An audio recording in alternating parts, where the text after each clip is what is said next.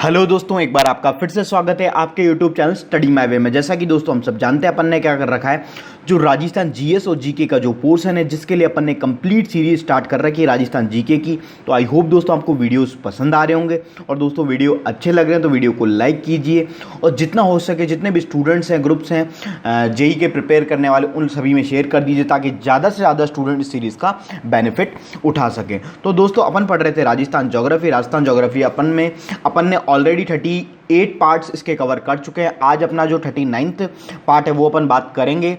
और अपन ये जो आपको वीडियोस है दोस्तों, ये आपको प्लेलिस्ट में मिल जाएंगे। Rajasthan GS GK for JEN 2020 RS करके प्लेलिस्ट है, वहाँ जाके आप देख लीजिएगा। वहाँ आपको ये वीडियोस सारे मिल जाएंगे बाई सीक्वेंस वाइज, ठीक है। तो अपन पढ़ रहे थे दोस्तों, अपन ने जो कल टॉपिक स्टार्ट किया था, न्यू टॉपिक, जो अपना कुछ टॉपिक बचे हैं, तो अपन ने कौन सा स्टार्ट किया था? मरुस्थलीकरण, डेजर्टिफिकेशन स्टार्ट किया था। और अपन ने कहाँ तक पढ़ लिया था? राजस्थान में जो मरुस्थल रोकने के लिए जो संस्थान बनाई गई, कौन से? काजरी बनाई गई और आफरी बनाई गई। काजरी कहाँ है? जोधपुर में। ये भी कहाँ है? जोधपुर में, है ना। इसका स्थापना कब हुई? काजरी की 1952 में। और फिर वापस का जब नाम चेंज हुआ, पहले इसका था क्या? मरुस्थल वृक्षारोपण शोध केंद्र, फिर 1959 में नामकरण चेंज कर दिया, और इसकी स्थापना आफरी की 1986 में हुई। तो इस तरीके से बातें हुई, ठीक है। अब देखिए, अब नेक्स्ट हेडिंग डालिए, आगे बात करते हैं। अब मरुस्थलीकरण रोकने के लिए कुछ नीतिगत प्रयास भी किए गए, कुछ और कार्यक्रम भी चलाए गए। ये तो चलो संस्था बना दी गई, ऑर्गेनाइजेशन बना दी गई, कुछ और प्रयास भी किए गए, उनके बारे में एक एक बात करेंगे। तो हेडिंग डालिए,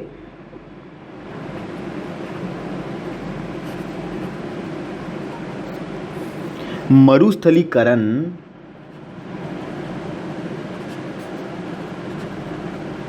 रोकने हेतु कुछ नीतियां बना के, कुछ कार्यक्रम बना के, स्कीम बना के किया गया प्रयास, नीतिगत प्रयास। तो दोस्तों ये भी अपने काफ़ी इंपॉर्टेंट है, इनमें से भी क्वेश्चन आते हैं, ठीक है।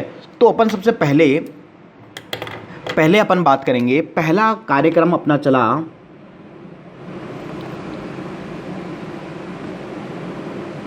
मरु विकास कार्यक्रम।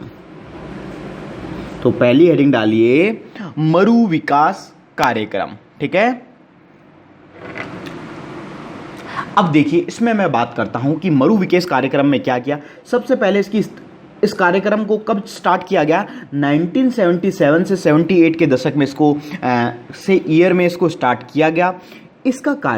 इसका कार्य क्या था? प्रारंभ में ये केंद्र सरकार द्वारा प्रायोजित था। किसके द्वारा? सेंट्रल गवर्नमेंट के द्वारा ये इसको चलाया जा रहा था। लेकिन मैं बात करूं वर्तमान में ये जो योजना है, मरु विकास कार्यक्रम है, 75% हिस्सा किसका है? सेंटर का है, और 25% हिस्सा किसका है? स्टेट का है।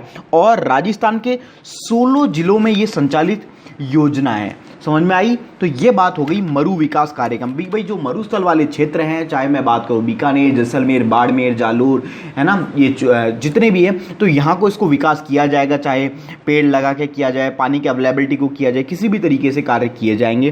तो सबसे पहले 1977, तो पहला कार्य, पहली बात, प्रारंभ में यह केंद्र सरकार, सेंट्रल गवर्नमेंट, केंद्र सरकार द्वारा प्रायोजित स्कीम थी, कार्यक्रम था। फिर बात करूं वर्तमान की, वर्तमान में केंद्र को कितनी हिस्सेदारी दी है इस प्रश्न में? 75% की, और राज्य को 25% की द्वारा प्रायोजित है, ठीक है। ये बात है। राजस्थान के कितने जिलों में चल रहा है? इसी तरह पॉइंट्स बना के लिख लीजिए, फ्लो चार्ट में डायरेक्ट याद हो जाएगा।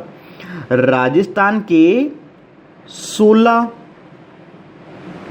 जिलों में संचालित है, ठीक है। कौन कौन से चल रहे हैं वो याद नहीं रखना है, लेकिन कितने जिलों में है वो आपको ध्यान रखना है। 16 जिलों में, है ना। तो ये बात हो गई अपने मरु विकास कार्यक्रम की। लिख लीजिए, छोटे छोटे हैं, ज़्यादा बड़े नहीं हैं।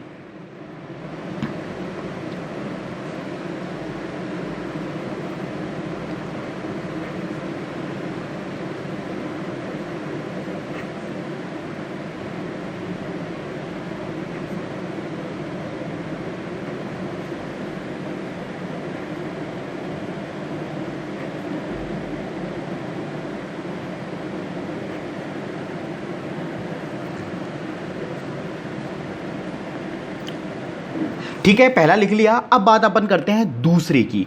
अब दूसरा है अपना समेकित बंजर भूमि विकास कार्यक्रम। क्या नाम है इस प्रयास का, इस नीति का? समेकित बंजर भूमि विकास कार्यक्रम। तो सबसे पहले बात की जाए कौन से ईयर में स्टार्ट की गई?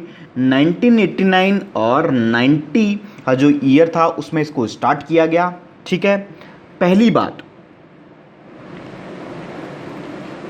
केंद्र सरकार द्वारा प्रायोजित, सेंट्रल गवर्नमेंट की भैया स्कीम है ये।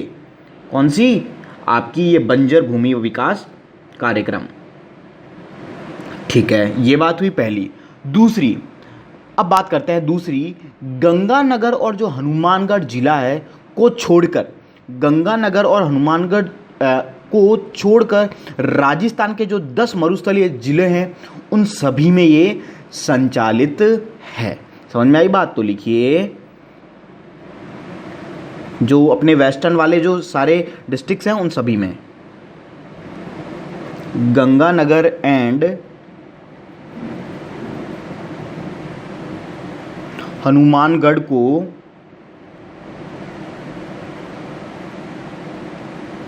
छोड़कर राजस्थान के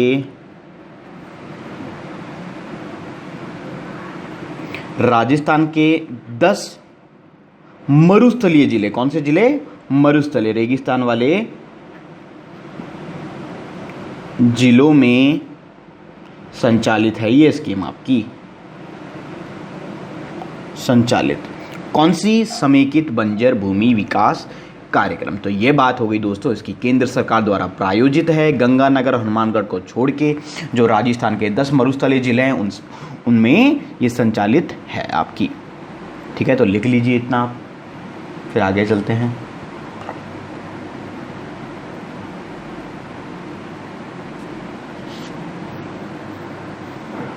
ये आपसे पूछा जाता है कि भाई ये केंद्र सरकार द्वारा प्रायोजित है या फिर केंद्र का कितना हिस्सेदारी है, राज्य की कितनी हिस्सेदारी है, इस तरीके के क्वेश्चंस आते हैं ना। ईयर वाइज तो इतना बहुत ही कम चांस होते हैं आने के, बहुत ही रेयर।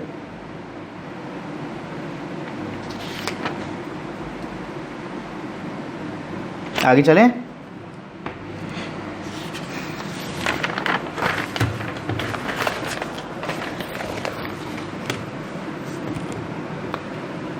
अब देखिए, तीसरी स्कीम योजना है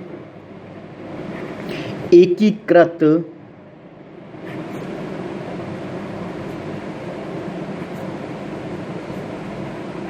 बंजर भूमि विकास कार्यक्रम। ठीक है, नेक्स्ट है दोस्तों एकीकृत बंजर भूमि विकास कार्यक्रम। सबसे पहली बात की कब इसकी चालू हुई? 1 अप्रैल 1995 को स्टार्ट हुई। अब सबसे पहली बात की जाए कि भाई सेंट्रल गवर्नमेंट की स्कीम है कि स्टेट गवर्नमेंट की? स्टेट गवर्नमेंट की है। तो दोस्तों ये राज्य सरकार द्वारा प्रायोजित है। तो लिखिए राज्य सरकार द्वारा प्रायोजित। ठीक है, ये बात हुई। फिर इसमें क्या विशेषता है, कहां कहां चल रही है? गंगानगर और हनुमानगढ़ को अगेन छोड़कर 10 के 10 मरुस्थलीय जिलों में ये संचालित है। तो लिखिए गंगानगर और हनुमानगढ़ को छोड़कर 10 मरुस्थलीय जिलों में। ठीक है, ये बात हो गई। अब मेरे को बताइए जो पहली स्कीम से पहले वाली जस्ट स्कीम पड़ी उसमें इसमें क्या फर्क था? एग्जैक्टली सेम ही तो है। उसका नाम क्या था? समेकित बंजर भूमि विकास कार्यक्रम। इसका क्या है? एकीकृत बंजर भूमि विकास कार्यक्रम।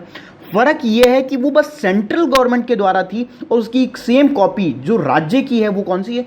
एकीकृत बंजर भूमि विकास कार्यक्रम। सेम उसमें भी हनुमानगढ़ वो राज्य सरकार द्वारा वो केंद्र सरकार द्वारा है और ये राज्य सरकार द्वारा, वो भी गंगानगर हनुमानगढ़ को छोड़कर 10 मरुस्थलीय जिलों में संचालित है। तो ये बात होगी अपनी एकीकृत बंजर भूमि विकास कार्यक्रम की। आगे चलते हैं।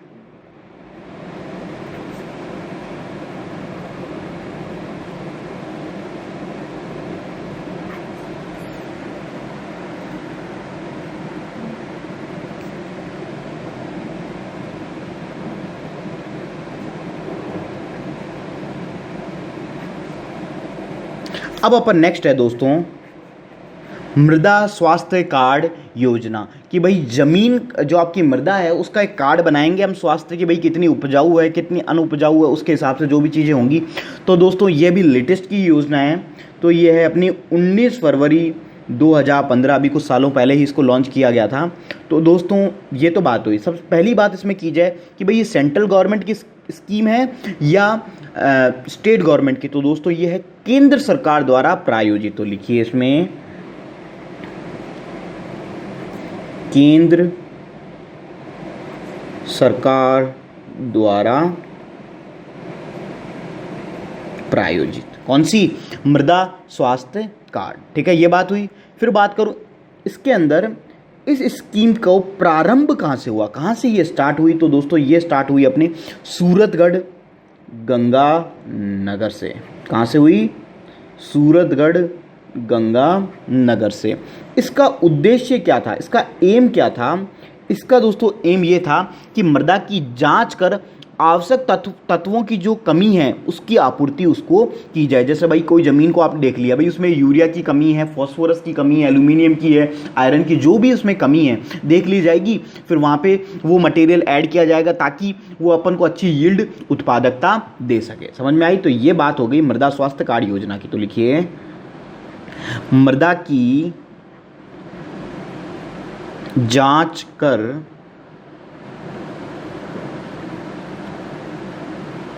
आवश्यक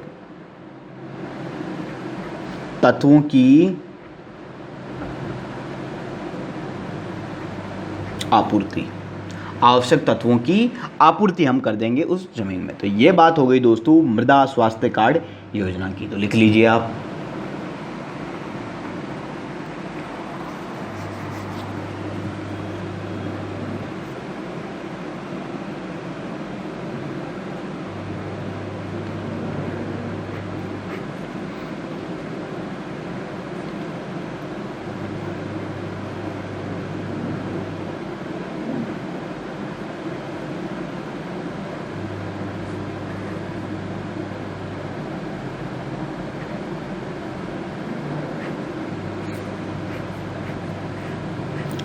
अब देखिए नेक्स्ट की तरफ चलते हैं दोस्तों। नेक्स्ट योजना है आपकी मुख्यमंत्री जल स्वावलंबन अभियान।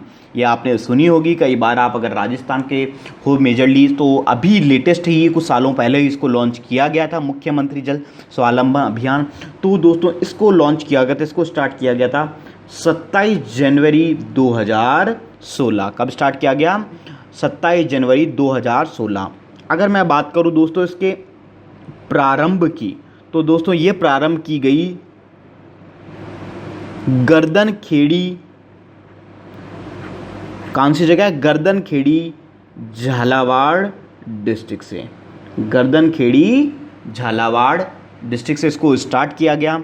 इसका जो उद्देश्य था, है ना, क्या उद्देश्य था।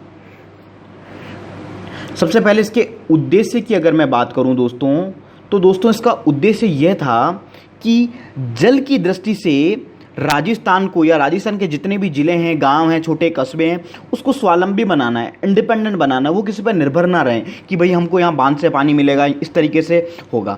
तो पहला उद्देश्य ये था, जो कि मेन उद्देश्य था, कि जल की दृष्टि से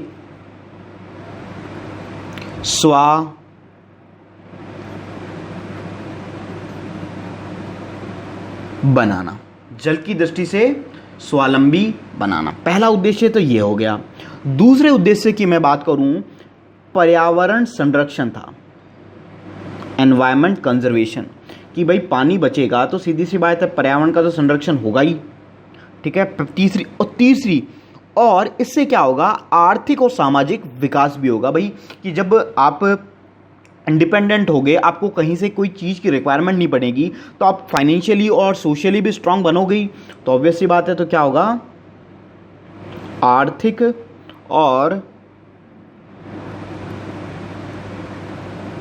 सामाजिक विकास होगा। तो ये तो बात हो गई दोस्तों उद्देश्यों की। तो एक बार आप उद्देश्य लिखिए।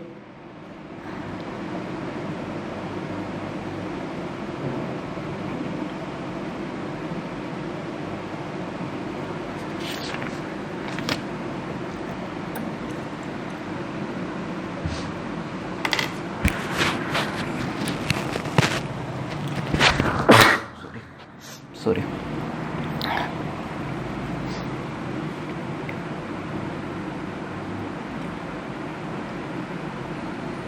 ठीक है। तो अब देखिए नेक्स्ट अपन, ये तो उद्देश्य की बात हो गई। अब जो इसका कॉन्सेप्ट था कि भाई फॉर, ये इसका कॉन्सेप्ट किसके लिए था? पानी के लिए था, फॉर वाटर कॉन्सेप्ट था। अब कौन कौन से वाटर के लिए कॉन्सेप्ट था?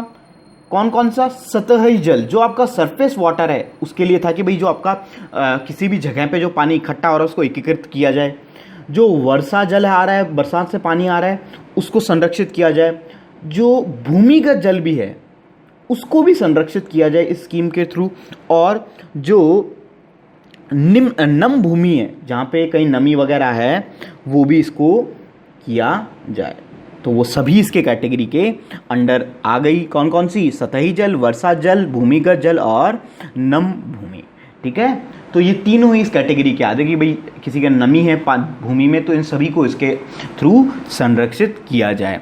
ठीक है, तो दोस्तों ये था अपना मुख्यमंत्री जल स्वावलंबन अभियान।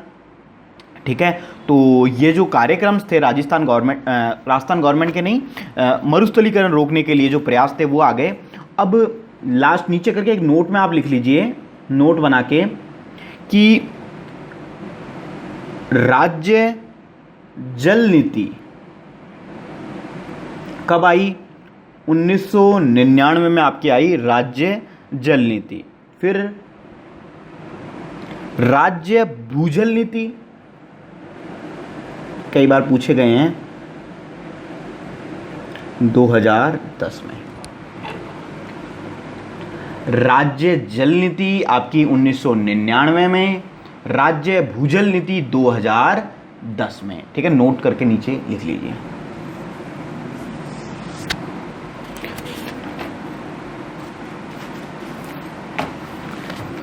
ठीक है, तो दोस्तों ये हो गया अपना जो मरुस्थलीकरण का टॉपिक था, कंप्लीट हो गया है।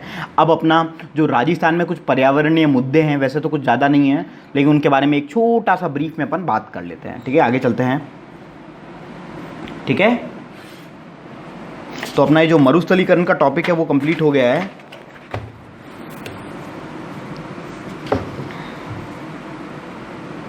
अब देखिए इधर नेक्स्ट है, राजस्थान में ये पर्यावरणीय मुद्दे को इतने बड़े नहीं, आपने बहुत बार पढ़े भी होंगे। आपने कभी एनवायरनमेंट इंडियन जीके पढ़ी है तो वहाँ भी आपको आते होंगे।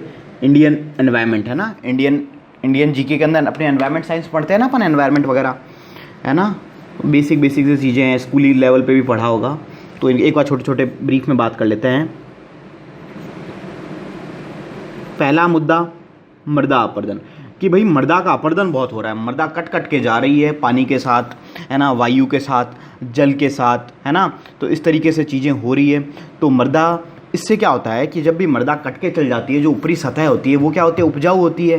तो उपजाऊ मृदा कट के चल जाती है तो इससे काफ़ी नुकसान होता है, खेती अच्छी नहीं होती है, उपजाऊता है ना, उपजाऊपन है वो ख़त्म होता है मिट्टी का। तो ये समस्या अपनी एक रहती है। तो इससे क्या होगा, लिखिए, मृदा के उपजाऊपन में कमी होती है, ऑब्वियस सी बात है। ठीक है, अब कुछ पॉइंट्स में बात करूं कि भाई वायु द्वारा अपरदन होता है, ऑब्वियस सी बात है। बालू का स्तूप एक तरीके का एग्जांपल हो गया ना, मिट्टी उड़ के चली गई। तो कहाँ सबसे ज़्यादा कहाँ होता है राजस्थान में? तो दोस्तों वो होता है अपना जैसलमेर में। ये बात हो गई वायु अपरदन की। जल द्वारा की बात करूं तो वो होता है अपना कोटा में जल वाली स्थिति। और चादरी अपरदन की मैं बात करूं तो चादरी अपरदन होता है सिरोही और राजसमंद में सबसे ज़्यादा। ठीक है, कहाँ पे? चादरी। ठीक है, और राजस्थान में मैं बात करूं अपरदन की समस्या से ग्रसित प्रदेश, सबसे ज़्यादा जो राजस्थान में जो अपरदन की समस्या से ग्रसित प्रदेश है वो है दोस्तों अपना गंगानगर जिला है ना। तो लिख लीजिए इस पॉइंट को भी। राजस्थान में अपरदन की समस्या से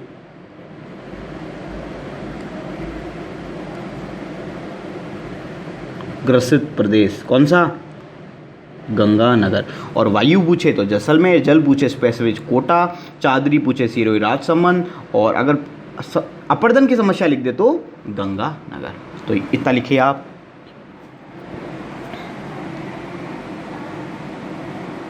तो पहला मुद्दा हो गया अपना मृदा अपरदन।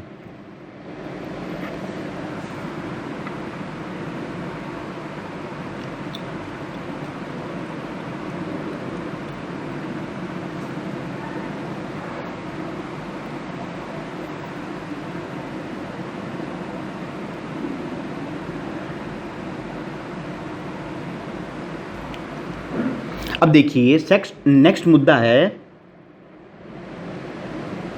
Global warming. सब इससे भली भांति जानते हैं, बचपन से अपन पढ़ते आ रहे हैं। ग्लोबल वार्मिंग हजारों बार पढ़ा है। ग्लोबल वार्मिंग क्या है कि जो एवरेज टेम्परेचर है अपनी पृथ्वी का, इस गोले का, वो क्या होता जा रहा है, बढ़ता जा रहा है ड्यू टू द पॉल्यूशन। जो CO2 गैसेज है, ग्रीन हाउस गैसेज है, उसकी वजह से एक ट्रैप बनता जा रहा है। ये जो पृथ्वी है यहाँ पे एक ट्रैप आ रही है कि भाई सूरज की किरण आई और आई तो सही लेकिन वापस गई नहीं, है ना, यहीं पे ट्रैप होकर रह गई।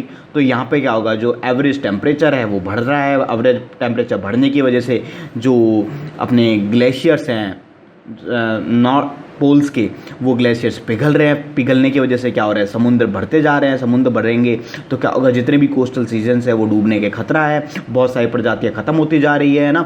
एवरेज टेम्परेचर कई जगहों का बढ़ रहा है और इससे क्या होता है, ओवरऑल जो बायोडाइवर्सिटी लॉस है वो हो रहा है। तो ये सब चीज़ें आती है किसके अंडर, ग्लोबल वार्मिंग के अंडर। अब राजस्थान से रिलेटेड एक पॉइंट बात कर लेते हैं। तो राजस्थान में ग्लोबल वार्मिंग से प्रभावित जो सर्वाधिक प्रभावित क्षेत्र है वो कौन सा होगा, आप ही बता दीजिए मेरे को, कौन सा होगा? रेगिस्तान वाला? तो ऑब्वियस सी बात है पश्चिमी राजस्थान। तो इस पॉइंट को आप लिख लीजिए बस, ठीक है। राजस्थान में ग्लोबल वार्मिंग से सर्वाधिक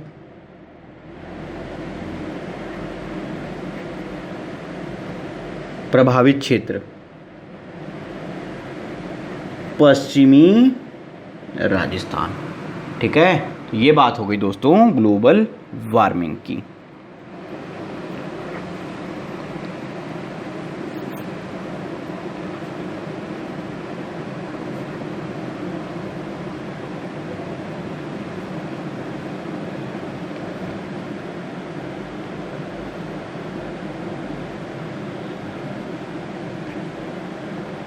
अब देखिए नेक्स्ट टॉपिक है अपना, नेक्स्ट जो मुद्दा है वो है ओजोन डिप्लीशन या फिर इसको बोलते हैं ओजोन छिद्र।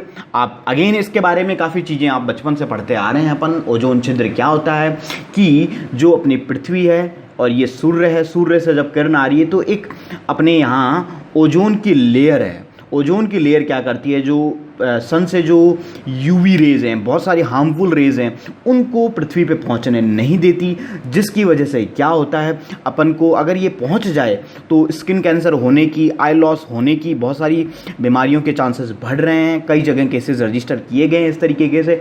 तो क्या हो गए हैं कि इस जो ओजोन लेयर थी इसमें कुछ होल क्रिएट हो गए हैं, मतलब छेद हो गए, छिद्र हो गए हैं। मेजरली ये नॉर्दर्न जो अपना पोल्स थे यहाँ पे इसको देखा गया था, तो इन होल्स की वजह से यहाँ से क्या रेज आने लगी हैं। तो ये क्या होता है, ये क्यों हो रहे हैं, जो अपन CFC यूज़ करते थे किसके अंदर, अपने जो रेफ्रिजरेटर्स हैं, अपने जो ACs हैं, इन सब के अंदर CFC यूज़ किया जाता था, तो उसकी वजह से ओजोन छिद्र की समस्या हो रही थी, ठीक है। तो लिखिए, अब राजस्थान से रिलेटेड बात कर लेते हैं। राजस्थान में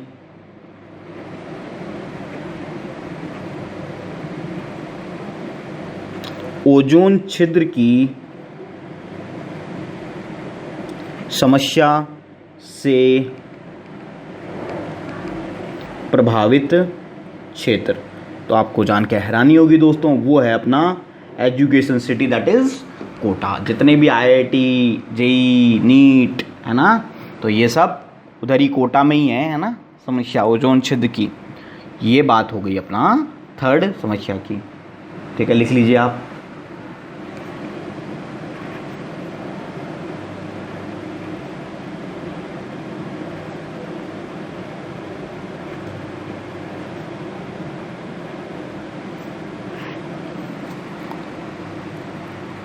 ठीक है, अब लास्ट टॉपिक है एसिड रेन। एसिड रेन आप जानते हो, जो पॉल्यूशन की वजह से, पॉल्यूशन की फॉर्म में जब वर्षा वापस अपने ज़मीन पे आती है तो वो सिर्फ पानी नहीं होता, एक प्रकार से एसिड होता है, that is known as acid rain. तो राजस्थान में अगर मैं बात करूँ, सबसे ज़्यादा अम्लीय वर्षा से प्रभावित क्षेत्र वो कौन सा होगा, मेरे को बताइए। सबसे ज़्यादा पॉल्यूशन किधर होगा, मतलब मान लीजिए सबसे ज़्यादा पॉल्यूशन इंडिया में दिल्ली में तो नहीं है, आजकल बहुत सारी जगह हो गया, दिल्ली तो बस एक नाम हो गया, दिल्ली तो फिर भी आजकल स्थिति सुधरने लगी है ना। तो जो एनसीआर का जो रीजन है वो राजस्थान में भी तो पड़ता है ना, अलवर, भरतपुर, तो जो एनसीआर का जो एरिया है वो सबसे ज़्यादा इससे प्रभावित इलाका है। तो लिखिए,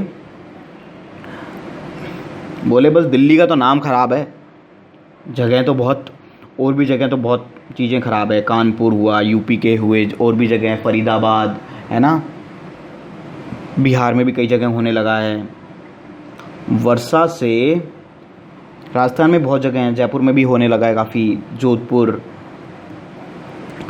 राजस्थान में अम्लीय वर्षा से सर्वाधिक प्रभावित क्षेत्र तो वो है दोस्तों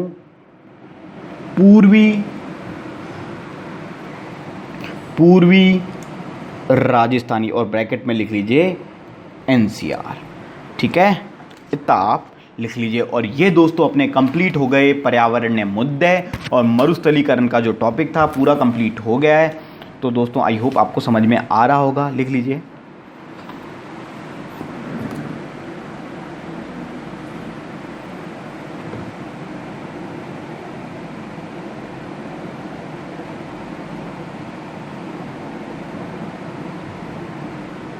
ठीक है दोस्तों, तो आज के वीडियो में दोस्तों अपन इतना ही रखते हैं। अपना ये जो टॉपिक था ये टॉपिक कवर हो गया है दोस्तों। अब अपनी जो राजस्थान ज्योग्राफी है इसमें मात्र एक टॉपिक बचा है ना, जो कि अपन कवर करेंगे, जो कि क्या था, राजस्थान की स्थिति और विस्तार वाला जो टॉपिक है वो अपन कर लेंगे। और जो पशुधन वाला जो टॉपिक है, कौन सा, पशुधन का जो टॉपिक है, और झीलें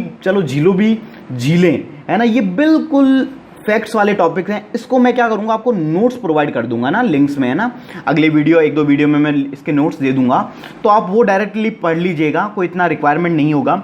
अब अपन जो लास्ट टॉपिक, बस एक ही टॉपिक बचा है, तो आई होप एक या दो वीडियो मान लीजिए, 2 वीडियो में वो अपना पूरा कंप्लीट हो जाएगा। राजस्थान की स्थिति और विस्तार वो कंप्लीट होने के बाद बस अपना ये राजस्थान ज्योग्राफी कंप्लीट, और पशुधन और झीलों के मैं क्या दे दूंगा, आपको नोट्स दे दूंगा।